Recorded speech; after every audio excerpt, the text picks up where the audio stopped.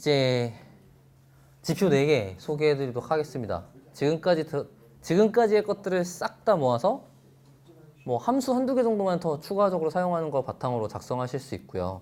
지금 보시면 제가 소개해 드릴 지표는 총 4가지인데 단순 출현 빈도, 그러니까 몇 번이나 나왔니? 라는 카운트, 개수 세기라는 빈도가 하나 있고요. 그 다음에 동시 출현 빈도, 조금 오래 전에 배우셨던 분들이거나 교수님한테 배우시면 공빈도라고 배우시는 지표가 하나 있고요. 그 다음에 TF-IDF는 그 Term Frequency Inverse Document Frequency라고 해서 제가 뒤에도 소개해드리겠지만 좀 수식으로 되게 중요한 의미를 지닌 단어를 뽑기 위해서 만든 지표 같은 거예요.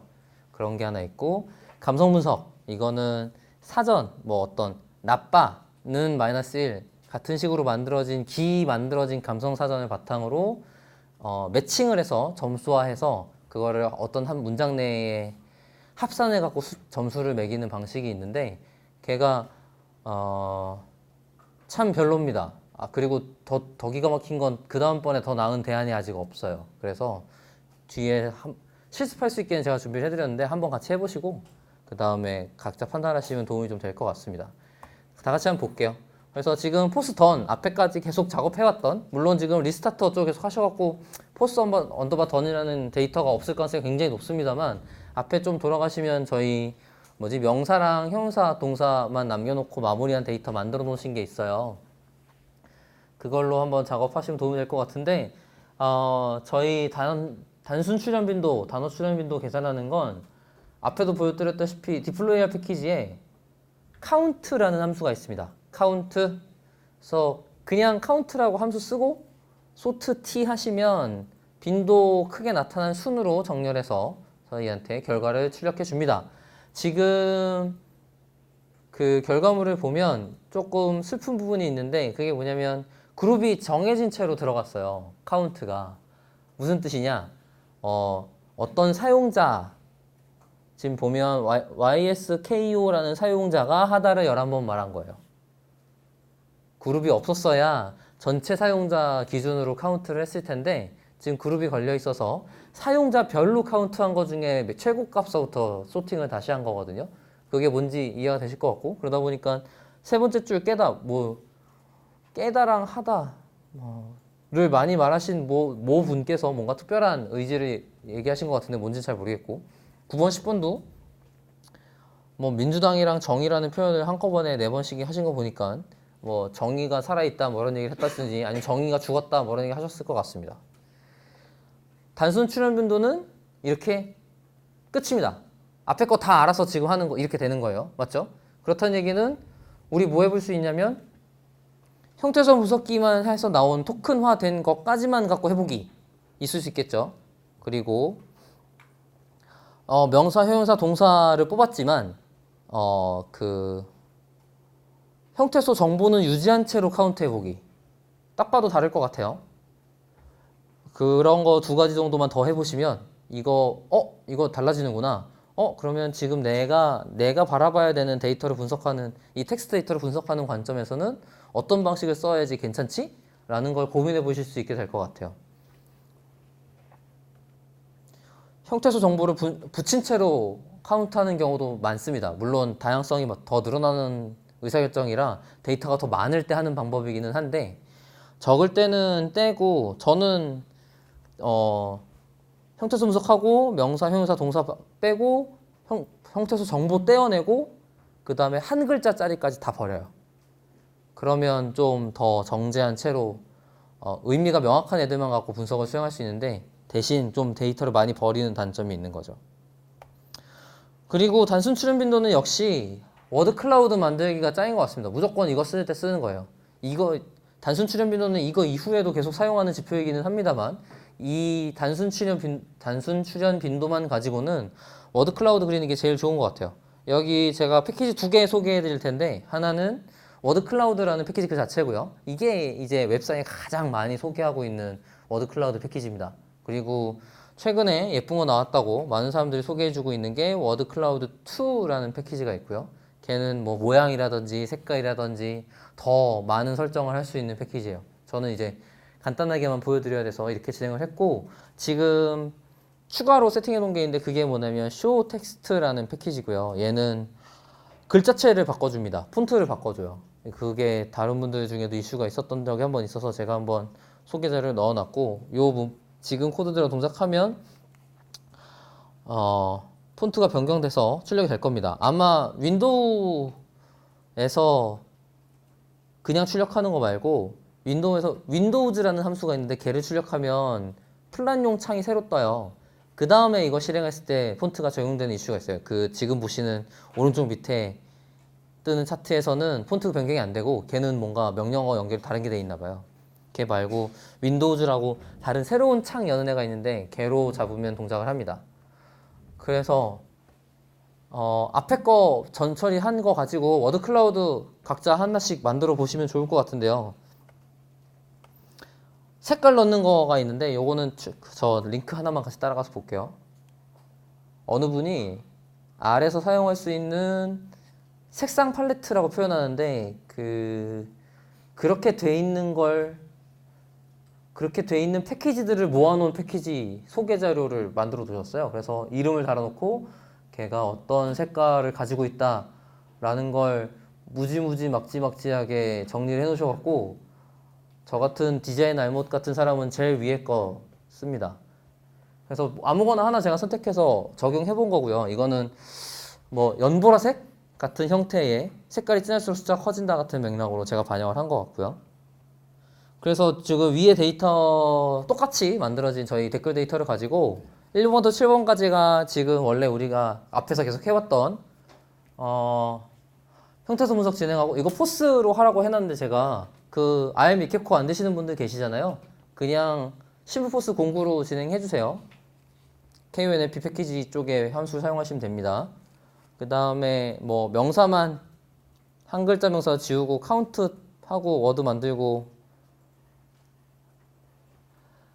아마 4번까지가 앞선 거, 그 다음에 5번이 이 직전장, 그 다음에 6번, 7번은 그룹 바이 때문에 동작이 변경되는 부분인데 그거 직접 한번 확인하시라고 작성해서 넣어놨습니다. 저는 포스가 있어서 그대로 한번 해볼 텐데 이거 한번 해보겠습니다. 우선 데이터를 받아올게요. 데이터를 받아올 건데 라이브러리 필요한 건 n2h4, 그 다음에 라이브러리 deployr 정도면 될 것 같습니다. 네, 문제없이 실행이 되고 있고요. 이거는 무슨 패키지 쪽 경고 같은 거라서 신경 안 쓰셔도 될 것 같고, 보시면 여전히 똑같이 340개의 댓글을 잘 갖고 오는 걸 확인할 수 있습니다. 그래서 우리가 하고 싶은 건 컨텐트 컬럼을 형태소 분석을 한번 할 거예요. 그럴 거면 저희가 그동안 사용했던 타이디 텍스트라는 패키지를 사용을 해야 되고요. 그 다음에 타의 언네스트 토큰을 저희가 배웠어요. 그죠? 언네스트 토큰 앞에 타 붙었으니까 TBL은 넣을 필요 없고, 아웃풋은 우선 포스라고 하겠습니다. 인풋은 컨텐트가 아니고 츠, 그리고 기본이 아니고 형태소 분석기 KUNLP를 사용하는 걸로 해서 토큰은 심플 포스 공구, 쌍따옴표 안 되고 괄호 빼야 된다고 설명드렸어요. 그래서 실행 한번 해볼게요. 지금 계속 겪으시는 분도 있으시겠지만, 네, 제가 뉴스 하나를 잘못 건드려갖고 그 문장 엄청 길게 붙어있는 띄어쓰기 안 되는 문장이 하나 있나 봐요. 얘는 경고를 줄 때도 있고요. 에러가 나서 얘 때문에 멈출 때도 있어요. 그래서 저는 지금 이거를 한번 필터하고 빼겠습니다. 필터링 할 거고, 라이브러리 스트링 R, 왜 스트링 R이냐면 str length, 그 다음에 컨텐츠에서 모르겠어요. 한 30줄, 아니 30 미만인 것만 한번 해볼게요. 되는지 한번 볼게요. 네, 될 것 같네요. 그러면 특별한 문제 없이 굉장히 줄어들었지만 어쨌든 저희가 실습하는 데는 무리가 없을 것 같아요. 아마 실제로는 요거를 몇 개인지를 세서 str length 엄청 기네요. 한 250까지 늘려보죠 뭐. 그러면 250까지 늘리면 네, 특별한 문제 없이 데이터는 대부분 들어와서 해결된 것 같습니다. 그래서 형태소 분석은 진행했고요. 명사만 남겨야 되네요. 명사만 남기는 거 해볼게요. 명사 남기는 거 위에서 똑같이 필터 함수 사용하면 되고요. str detect라는 함수가 있다고 소개해 드렸어요. 지금은 컨텐트가 아니고 포스라는 출력물이 되는지 여기 확인할 수 있고요. 그래서 걔가 뭐가 필요하냐? /n이라는 글자가 필요합니다. /n이라는 글자가 필요해서 잘 된 걸 확인할 수 있고요. 그 다음에 형태소 정보는 지울 거고 한 글자 명사도 지울 거예요. 그럼 형태소 정보 지우는 거 어떻게 해야 되냐면 아까 있었던 코드에서 복붙합니다. 저도 못 외워요. 자꾸 까먹으니까. 여기 갖고 와서 그대로 실행하기 전에 저는 기억이 나니까 글자가 한 개보다 큰 것만 주세요 라고 하겠습니다.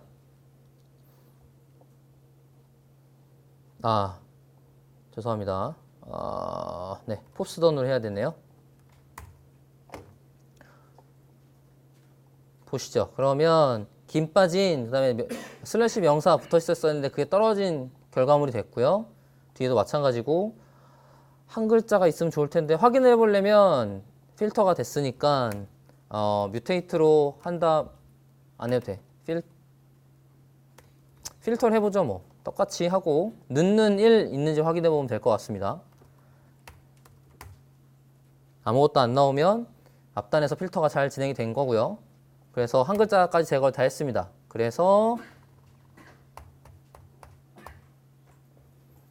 2번까지 끝났습니다. 괜찮으신가요? 네, 좋아요. 3번 진행해 볼게요. 3번은 카운트 함수였고요. 포스 던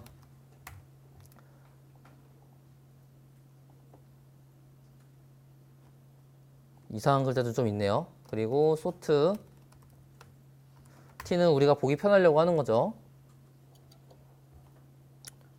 그치. 조국 관련된 기사인 거 보니까 조국이라는 댓글이 제일 엄청 많네요. 조국 청문회. 단어 출연도 계산을 했고 워드 클라우드 만들기 하겠습니다. 워드 클라우드 만들기에 문법이 조금 이상한 포인트가 있는데 with라는 함수를 사용했었어요. 그거는 제가 설명을 안 해드렸었는데 이게 이 파이프 연산자 문법을 그대로 유지해서 사용하고 싶어서 쓰는 도움 함수 같은 거예요. 워드 클라우드가 이 파이프 연산자에 친화적으로 작성되어 있지 않거든요. 워드 클라우드 함수 자체가. 그래서 얘의 도움을 받아서 한 거고요. 포스던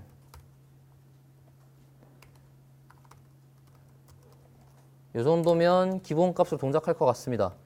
저는 이 물음표를 해서 명령어 해갖고 나오는 오른쪽 밑에 있는 이 설명서를 굉장히 애용해요. 여기 보면 순서로 나와 있거든요. 워드 데이터, 프리퀀시 데이터 있어야 된다 라고 돼 있었으니까 제가 포스던, 워드인 데이터, 그 다음에 n으로 돼 있는 걸 출력할 거고 아마도 지금 사이즈가 작아서 이 문제인 것 같은데 다시 한번 할게요. 얘는 최초 출력일 때의 그 출력 가능한 공간이 적으면 그것 때문에 실행이 안 되는 이슈가 있어요. 그래서 처음부터 충분한 공간을 준 채로 수행을 해야 되고요. 이래서 정말 조국이랑 청문회밖에 안 보이는 희한한 워드 클라우드가 됐는데 기대에 부응한 형태인 것 같아요. 다른 색 조합을 시도해달래요. 저는 디자인 알못이어서 죄송합니다. 이거만 좀 패스할게요. 괜찮죠?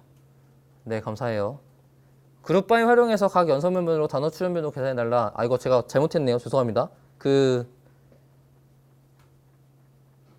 요단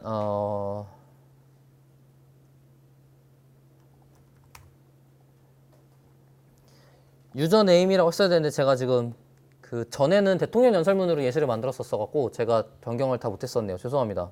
여기 어디서부터 가면 좋을까요? 어디까지 데이터가 남아있지? 출력을 확인을 해볼게요. 여기까지 있네요. 여기서부터 하면 될 것 같습니다. 여기서부터 밑에는 4번까지의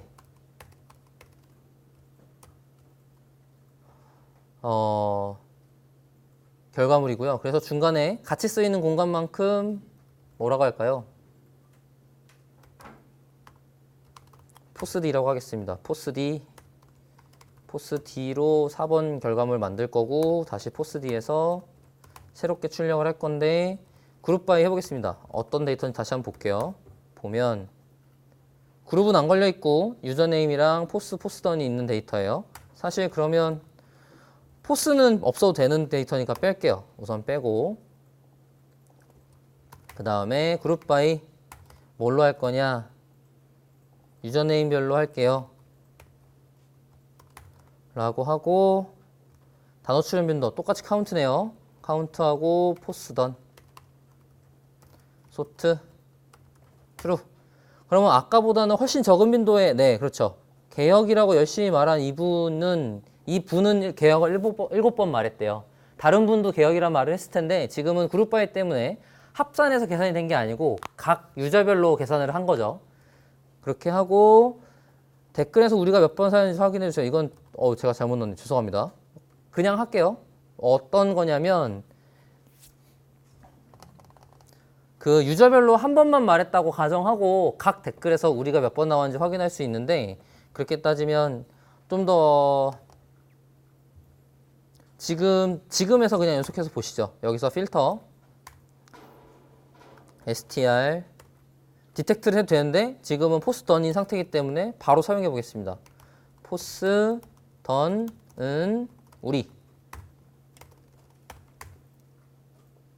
우리는 뭐 기껏해야 둘, 셋, 넷, 다섯, 6번 말했네요. 이 댓글 전체에서 물론 제가 앞에 필터링 좀 하겠습니다만 우리는 6번 이야기했습니다. 여기까지 하면 단순 빈도 가지고 해볼 수 있는 몇 가지 일들, 그 다음에 전처리하기 위해서 해야 되는 절차들을 제가 하는 순서대로 한번 보여드렸어요. 조금 공출현 빈도는 패키지를 하나 더 씁니다. ydr이라고 하는 패키지를 사용해요. ydr이라는 패키지에 pairwise underbar count라는 함수가 있고요. 이거는 기준 그룹 내에서 같이 나온 횟수를 세워주는 함수입니다. 그래서 정확하게 그 공출현에 부합해요. 저는 그것 때문에 공출현을 해야 되는 기준을 뭘로 만들지? 라고 고민 좀 하다가 문장 내에 같이 나왔으면 공출현이라고 해보자 라고 1차적으로 정의를 했습니다. 정의는 하기 나름이에요. 말씀드렸다시피. 그래서 지금은 문장 단위로 다 같이 나왔으면 공출현이라고 가정하고 그것 때문에 언네스 토큰 내에서 기본으로 제공하고 있는 토크나이저인 센텐시스라는 걸 활용해서 문장을 끊는 행위를 추가했어요. 댓글이 그냥 한 문장일 수도 있긴 한데 여러 문장일 수도 있으니까 그런 거는 끊어내려고 했던 거고요. 그리고 제가 길이를 필터를 걸었는데 198로 걸었어요. n차는 아까 설명드렸던 str length랑 같은 함수입니다. 죄송해요. 이건 좀 헷갈리시겠네. 198로 왜 줄였냐면 제가 띄어쓰기가 안 돼 있는 애가 아까 보였잖아요. 근데 찾아보면 걔 말고 좀 더 있어요. 그래갖고 띄어쓰기 모듈을 쓰는 걸 보여드려야겠다라는 생각이 들어서 추가해서 넣었습니다. 근데 띄어쓰기 모듈 함수의 큰 제약점이 길이가 198을 넘어가면 에러를 뱉어요. 그래서 198을 넘어가는 애는 그냥 필터했어요. 지금은. 나중에 얘를 가운데를 반토막을 내서 띄어쓰기를 하라고 처리를 할지 아니면 버릴지 아니면 뭐 198로 쪼개갖고 두 개로 쪼갤지 뭐 이런 것들은 데이터를 보고 전략적으로 선택을 하셔야 됩니다. 이상치에 대한 판단은 다 정성적으로 판단하셔야 돼요. 대신 이제 이거를 누구에게 보고한다 이런 작업을 한다면 어떤 절차를 거쳐서 전처리를 했다 그리고 내가 봤는데 지금 내가 사용하는 도구는 198 이상을 못하는 제약사항이 있어서 그 단계에서 끊었다 라는 식으로 보고를 해주어야 최종 결과물에 대해서 그걸 감안하고 봐야 되는구나 라고 볼 수가 있게 됩니다. 그래서 그것 때문에 코드를 같이 공유하는 것도 되게 중요한 방법 중에 하나예요. 어쨌든 스페이싱 사용하는 걸 한번 진행해봤고요. 얘가 뮤테이트 내에 들어가면서 무슨 제약사항이 있냐면 리턴을 리스트로 해줘요. 리스트 자료형에 대해서 혹시 모르시는 분 계신가요? 리스트라는 특별한 자료형이 아래는 있는데 그게 데이터 프레임에서 사용할 수 있긴 한데 좀 불편하게 동작해요. 그래서 그 다음에 연속해서 unlist라는 함수를 통해서 리스트를 풀어줘 라고 넣어놓은 것 뿐이고 덕분에 cent라는 컬럼에 잘 들어갔고, 그러면 이게 센텐스의 띄어쓰기까지 전처리가 끝난 형태이기 때문에 그거에 센텐스 아이디를 부여했습니다. 저는 그냥 아이디라고 썼네요. 1부터 센텐스 순서대로 그냥 넘버를 붙여서 작성을 했고요. 그 다음에 드디어 언네스 토큰을 다시 한번 더 수행합니다. 이번에는 토큰 단위로 다시 해요. 형태수 단위로. 형태수 단위로 다시 해서 걔를 아이디랑 포스만 보고, 그러니까 센텐스 아이디랑 포스만 넣고 나머지는 버리고, 여기서는 네, 위에서 제가 이건 잘못했네요. 이 지금 이렇게 돼 있는 요 태그는 거기 RB캡코의 포스라는 형태수 분석기에서 사용하는 형태수 정보인데 죄송합니다. 얘는 어쨌든 그 정규 표현식을 이용해서 명사, 형용사, 동사를 한꺼번에 그냥 한 번에 갖고 오세요 라는 식으로 작성한 거예요. 그래서 그렇게 알고 계시면 좋을 것 같고, 그 밑에 똑같이 그냥 뒤에 태그 그 형태수 정보 다 떼어내 라고 작성한 거죠. 형용사랑 동사에 다를 다시 붙여 라는 작업 그냥 포기한 거예요. 제가 이 줄 내에서 작성을 못해서 뺐습니다. 그리고 글자 한 개 이상인 것만 주세요 라고 한 거예요. 그러니까 더 데이터 유실이 있었겠죠. 예를 들어서 하다 같은 경우는 하가 동사로 남아 있었을 텐데 걔를 다를 안 살리고 한 글자 다가를 안 붙이고 한 글자를 날리면서 정보가 유실됐을 거예요. 그런데 하다쯤 되면 빼도 될 것 같고 약간 이런 건 있지만, 저는 지금 요 단계는 감수하고 한 거다. 이 줄 내에서 보여드리려고 라고 한 거고, 좀 더 길게 작성해야 되는, 정확하게 하고 싶으면 일이 있었습니다. 그리고 드디어 여기까지 끝나고 나서야 페어와이즈 카운트 함수를 사용한 거예요. 요 직전까지가 뭐였냐면 그냥 카운트라는 함수를 사용하기 직전 단계랑 같은 형태죠. 저희가 필요한 전처리, 토큰화, 토큰별로 만들고 뭐 띄어쓰기 뭐 붙이고 뭐 형태수 정보 떼어내고 이런 거까지 다 끝내고, 그 다음에 페어와이즈 카운트에 데이터를 넣어서 그 토큰들은 어떤 컬럼에 있고 나는 센텐스 내에서 같이 출연했으면 공출연해라고 볼래 라고 하고자 하는 아이디를 넣어서 소팅할 거냐, A랑 B랑 아이템이 있으면 우리 나라 우리를 둘 다 보여줄 거냐, 하나만 보여줄 거냐, 이런 옵션이거든요. 어퍼는 그렇게 해서 어떻게 할 거냐라는 걸 보여주는 거고요. 위에 거는 앞에서 그동안 계속 한 거에 대한 약간 축약 버전. 그리고 페어와이즈 카운트 함수 쓰는 걸로 공출연 계산이 가능합니다. 대신 뭐를 계속 확보하려고 노력했냐면 센텐스 아이디라는 걸 유지하려고 노력했어요. 걔는 없애지 않고 유지했어요. 앞서서는 사용자 아이디였던지 아니면 문단이었던지 이런 것들을 계속 컬럼으로 유지를 해왔거든요. 그 정도로 유지하고 있어야 페어와이즈 카운트에서 뭐 아이디든 뭐 유저 네임이든 이런 어느 단위별로 공출연을 평가할 거야 라는 데서 데이터를 사용할 수 있기 때문에 여기서 사용하기 위해서 정보를 유지하려고 노력을 했습니다. 그래서 결과는 청문회랑 조국이랑 한 문장에 나왔던 게 20번, 뭐 청문회랑 임명이 15번, 증인과 청문회가 17번 이런 식으로 발생을 했답니다. 지금 우리가 댓글을 바라보고 우리가 가지고 온 댓글에서는 말이죠.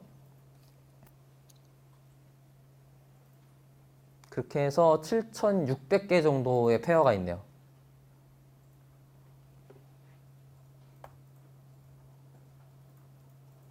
함수에 대한 설명을 다시 해드리면 YDR 패키지 설치하셔야 사용하실 수 있고요. 페어와이즈 언더바 카운트 그리고 언네스트 토큰즈랑 굉장히 흡사한 형태로 설계되어 있는데, 근데 이제 아이템 우리가 개수를 세워야 할 컬럼, 그러니까 토큰이라고 지정되어 있는 컬럼의 이름이겠죠. 그 다음에 피처 함께 출연했다고 판단할 단위 그룹, 조금 직전에는 한 문장 저희가 댓글이었으니까 같은 아이디 혹은 또 뭐가 있을까요? 한 문단 같은 것도 가능할 것 같고요. 아예 문서 단위로 넘어가서 예를 들어서 이메일, 그러면 이메일별로 뭐 이런 것도 가능할 것 같습니다. 소트는 아까 보신 거랑 마찬가지고요. 그렇게 해서 만들어진 데이터 갖다가는 그냥 단순 빈도보다는 볼 게 조금 더 생겨요. 무슨 뜻이냐면 이렇게 우리랑 같이 나타내는 뭐가 있고 걔네는 몇 번 나타났지? 아니면 제가 지금 우리는 좀 적절한 예시가 아닌데 조국 아니면은 뭐였죠? 청문회 같이 나타난 단어가 뭐가 많이 있지? 몇 번이나 나타났지? 이런 것들 볼 수 있는 거죠. 그렇게 보고 나면 얘는 바차트 같은 걸 작성해서 볼 수 있을 것 같아요. 제가 이거는 빨리 출력한다고 그냥 수직 바차트를 작성했는데 요령 중에 하나가 여기 글자가 겹쳐요. 어떤 단어가 몇 번 나왔습니다라는 바차트를 수직으로 그리면 글자가 겹쳐서 그 gg플란의 옵션 중에 플립이라는 옵션이 있는 함수가 있는데 지원 플립이셨나요? 이었나요? 그걸 하면 이 좌우 바 차트로 바뀌거든요. 그러면 바를 지칭하는 이름이 그 하나의 텍스트로만 해서 이런 식으로 겹치지 않고 다 출력을 볼 수 있는 상태로 됩니다. 그거는 그런 게 있다까지만 인지하시면 될 것 같고 gg플랫 혹시 모르시는 분 계신가요? 바차트는 사실 이걸 생각보다 쓸 일이 많이 없을 수도 있어요. 지금 보시는 것처럼 그래서 어쩌라고 같은 결과물이기는 하거든요. 그래서 이 바차트는 옛날에 이 공출현 빈도를 많이 썼던 예시는 뭐가 있냐면 안철수 대표가 그 대통령 대선 출마했을 때 트위터 갖다가 공출현 빈도 네트워크 그림 이런 거 많이 그렸어요. 그게 아마 제가 다음에 예시를 넣어놨을 텐데 이런 거 많이 했다고요. 지금은 데이터가 몇 개 없어서 조그맣게 그리는데 얘를 엄청 크게 그리고 뭐 대통령 후보랑 계속 같이 나왔음 한 트위터 내에서 뭐 이런 거를 많이 했었죠. 그래갖고 제가 이거 그림을 그리는 거가 무슨 의미가 있냐라고 제가 아는 분들마다 열심히 물어보고 다녔었는데 한 분이 되게 의미심장한 얘기를 해주시더라고요. 뭐였었냐면 법률 쪽에 계시던 분이었는데 그분이 판사가 아침마다 새벽에 오는 조간신문 몇 종이었죠? 주요 일간지였는데 몇 종인지 까먹었어요. 그거를 매일 정독하신대요. 모든 신문을 아침마다.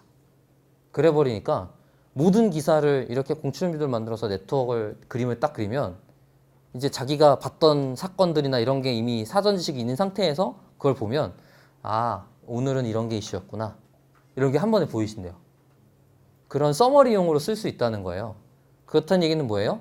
이 텍스트 분석을 하는 기술을 해낼 수 있는 것이 중요하다기보다는 그 도메인 스페시픽한 전문 지식이 훨씬 더 중요하다는 거예요. 그게 있어야 얘도 의미가 있다. 얘가 보조도구로서 의미가 있다. 라는 거죠. 제가 찾아낸 거의 유일한 사용처였어요. 이렇게 해놓고 보고할 때는 그 공감대가 형성되는 사람들끼리 내가 봤더니 이런 나의 인사이트는 이래. 그랬을 때 그걸 같이 본 사람이 같은 도메인지를 갖고 있는 채로 아니면 조금 부족하지만 다른 도메인이 있지만 그걸 공감대를 불러일으킬 수 있는 도구로서 쓰는 거죠. 내가 읽어봤는데 이래 이게 아니고 내가 읽어보고 이렇게 만들어봤는데 내가 읽어본 거랑 비슷한 인사이트가 나 보여. 봤더니 그럴 수 있겠다. 그렇게 해석할 수 있겠네. 이 정도의 공감대를 만들어내는 보조도구인 거죠. 어쨌든 지금 여기에는 다른 점이 두 가지가 있는데 하나는 심플포스 공구 말고 포스 함수를 사용해라 였는데 저희가 지금 안 되는 부분이 있으니까 심플포스 공구 그냥 사용할 거고요. 그리고 그러다 보니까 명사, 동사, 형사 형태소 이름이 좀 다르죠. 이번에 제가 그리고 다른 점을 포인트는 6번이었어요. 정보 제거하지 말고 한번 테스트 해보자 라는 걸 넣어놨었고요. 그리고 동시 출현 빈도 테이블 만들고 단어 빈도 보고 또 제거 다 하고 다시 단어 빈도 보고 이 두 단계를 전부 해보는 것이 목표였었습니다. 계속 제가 반복해서 말씀드렸죠. 다 해보고 데이터를 봐야 실제로 내가 보는 관점에서 이렇게 필요하겠네? 아니네. 이렇게 해석하는 게 이렇게 하는 방법이 낫겠네. 이런 것들을 확인해 볼 수 있어요. 이 형태소 정보를 붙인 채로 토큰을 사용하는 형태는 그 최근에 딥러닝에서도 여전히 사용하고 있는 기법 중에 하나예요. 왜냐하면 정보의 다양성은 줄이면서 그 정보 자체의 풍부함은 유지하는 방법이거든요. 그래서 굉장히 많이 사용하고 있고요. 이번에 약간 TMI 하면 그 NLP 쪽에서 지금 제일 잘 나가는 최신 기법 중에 유명한 그 모델이라고 부르는데 모델이 버트라고 있어요. 뭐 그 이후로 좀 나왔습니다만 제일 유명한 게 버트예요. 버트라는 거가 굉장히 엄청나게 많은 텍스트를 가지고 굉장히 엄청나게 많은 학습을 시켰더니 사람이 텍스트를 이해해서 문제를 답을 푸는 것만큼 잘 성능을 내더라 같은 게 나온 게 있는데 그거를 에트리라고 하는 우리 한글 국가기관에서 한국어로 학습을 한 모델을 공개해 놓은 게 있어요. 그래서 그거는 초기 학습이라고 부르는데 초기 학습 부분은 엄청 오래 걸리고 자원도 많이 소비되는 비싼 자원이고요. 회사들도 함부로 못하는 되게 비싼 학습용 모델인데 에트리에서 공개해 놓은 게 있어서 걔는 이제 태스크 기반으로 그러니까 어떤 문제를 해결하는 방법으로 데이터를 임시로 만든 다음에 트랜스퍼 러닝이라고 부르는데 걔 조금 바꾸면 문제를 잘 풉니다. 아주 잘 푸는 머신러닝 모델이 만들어져요. 근데 이제 그때 모델 공개를 2개를 했는데 하나는 형태소 달린 채로 만든 애를 썼고요. 다른 하나는 그 센텐스 피스라고 그 통계 기반으로 띄어쓰기를 해주는 모델이 또 하나 있는데 그거 기반으로 만들어진 게 하나에서 2개를 공개했어요. 그래서 여전히 이렇게 최신 기법이 난무하고 있는 이 시대에도 형태소 분석해서 쪼개져서 나오는 결과물을 토큰으로 사용하는 건 유지되고 있다라는 걸 정보로 전달해드리고 싶었고요. 상황에 따라 그래서 필요할 때도 있고 우리가 볼 때 필요 없을 수도 있고 말씀드린 것처럼 트레이드 오프가 있으니까 둘 다 확인해 보시고 결정을 하시라 라고 말씀을 드리고 싶어서 얘기를 꺼냈고 이거는 좀 내용이 길 수 있어서 답을 써놨는데 아마 그대로 실행이 될 거예요. 제 기억에 그대로 됐던 걸로 기억하고 있습니다. 이거는 그냥 그 코드 예시 같은 걸로만 넣어놨어요. 네트워크 시각화는 앞에 네트워크 자료 구조라는 거를 공부를 하셔야 돼요. 그 부분이 조금 어려울 수 있어요. 엣지랑 노드라는 형태, 그 다음에 방향성, 그 다음에 각 엣지랑 노드가 가질 수 있는 웨이트 파라미터들이 생각보다 많이 있어서 그 가까이 것들이 출력될 때 어떤 의미를 지닌 채로 출력하게 할 거냐를 다 의사결정해서 해야 돼서 결정해야 될 게 좀 많습니다. 예를 들어서 지금 저희는 공빈도라는 숫자밖에 없는데 저희가 단순 빈도 가지고 요 하늘색 원의 크기를 달리 표시를 했으면 조금 더 많은 정보가 한 그림 내에 출력되는 네트워크 차트가 됐을 것 같고요. 그리고 화살표를 어떤 식으로 처리할 수 있냐면 시작하는 쪽을 무조건 명사, 그 다음에 그 화살표가 받는 방향 쪽은 형용사랑 동사로 취급해서 화살표를 작성할 수도 있어요. 그렇게 하면 명사가 동사했다, 명사가 형용사하다 같은 엄청 축약된 정보로서 데이터가 발생하잖아요. 그러다 보니까 네트워크 차트를 볼 때 조금 더 전체적인 내용이나 맥락의 정보가 유지된 채로 작성할 수 있거든요. 지금은 저는 그런 전처리를 전혀 안 하고 그냥 단순 빈도로만 한 거고요.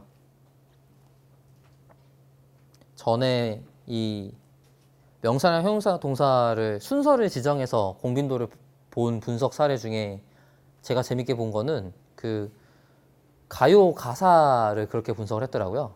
그래서 가요 가사가 여자를 어떤 형용사로 많이 표현하느냐, 남자를 어떤 동사로 많이 표현하느냐 이런 거를 분석한 보고서를 분석 프로젝트를 본 적이 있는데 되게 인사이트풀하게 봤었던 것 같아요. 예를 들어 그게 되게 사람들이 그렇게 선입견을 가지고 있다든지 아니면은 K-팝이 굉장히 사람들에게 그런 선입견을 만드는 안 좋은 문화다, 좋은 문화다, 안 좋은 문화라는 것들을 말할 수 있게 되잖아요. 그래서 되게 재밌게 봤어요. 거기 있었던 모든 듣는 사람들이 다 되게 이렇게 분석할 수 있구나 라고 보고서는 되게 그 프로젝트 진행한 사람이 박수도 많이 받고 좋은 분석이었던 것 같고요. 그래서 명사랑 형용사 동사의 방향성을 구분해 놓고 공빈도를 보는 것도 좋은 방법이라는 생각이 들어서 제가 기회 될 때마다 이렇게 공유해 드리고 있습니다.